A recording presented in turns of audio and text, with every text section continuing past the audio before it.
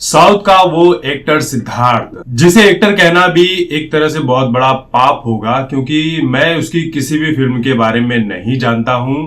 उसकी सिर्फ एक ही फिल्म मालूम है, रंग दे बसंती, जिसमें उसने शहीद भगत सिंह जी का रोल किया था। सोच लीजिए कि फिल्मी पर्दे पर भगत सिंह जैसा एक किरदार निभाता है और रियल लाइफ में ये कितना गिरा हुआ, कितना घटिया इंसान है, जो एक खिलाड़ी के ऊपर, एक महिला खिलाड़ी के ऊपर इतनी आपत्तिजनक बातें लिखता है। हालांकि जब चारों तरफ से किरकिरी हो जाती है तब माफी मांग रहा है। हालांकि इसकी माफी स्वीकार करने योग्य तो बिल्कुल भी नहीं है। यही हाल बॉलीवुड का भी है। बॉलीवुड में ये फिल्मी पर्दे के ऊपर तो बड़े बड़े महान किरदार निभाते हैं, लेकिन रियल लाइफ में ये लोग भीतर से क्या है ये हम सभी जानते हैं। ये बातें अब छुपी नहीं रह गई है, लेकिन कुछ न कुछ कहानियां इनकी दिन प्रतिदिन हमारे सामने आते ही रहती है। देखिए, ज्यादातर जो स्टार्स होते हैं ये पढ़े लिखे नहीं होते हैं।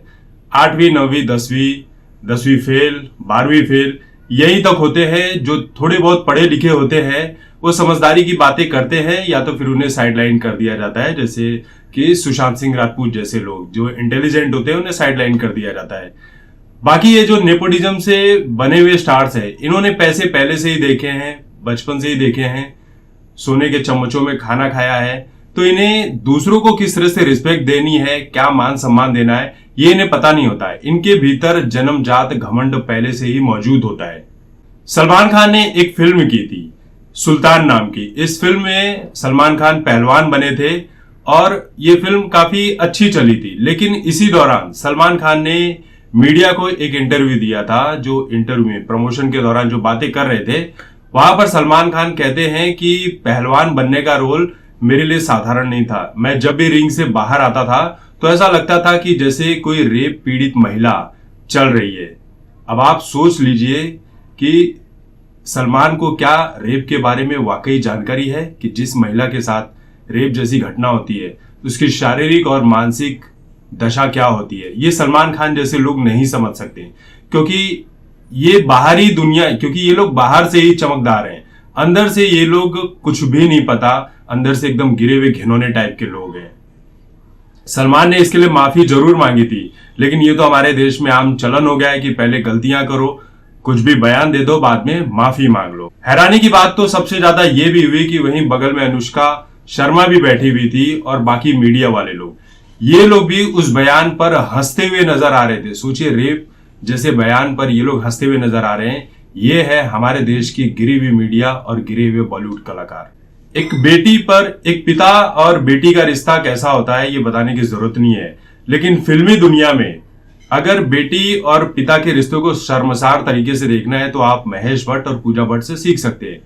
सिर्फ मैगजीन के कवर पेज के लिए, कुछ पैसे के लिए महेश भट्ट और पूजा भट्ट चुमा चाटी करते हुए तस्वीरें पोस्ट करते हैं, और महेश भट्ट तो यहां तक ये कह देता है कि अगर पूजा भट्ट मेरी बेटी नहीं होती तो मैं उससे शादी कर लेता।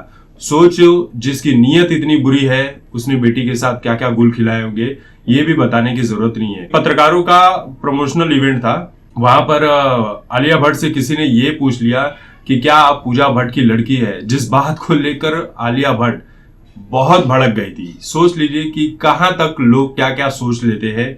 इसलिए सोच लेते हैं क्योंकि इनकी हरकतें वैसी।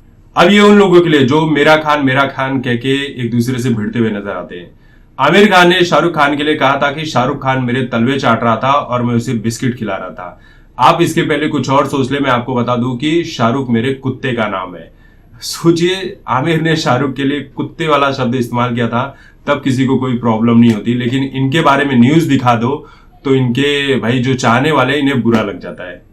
दीपिका पादुकोण ने भले ही आज शादी कर ली है, लेकिन मीडिया में एक बयान दिया था जिसके बाद काफी चर्चाएं हुई थी।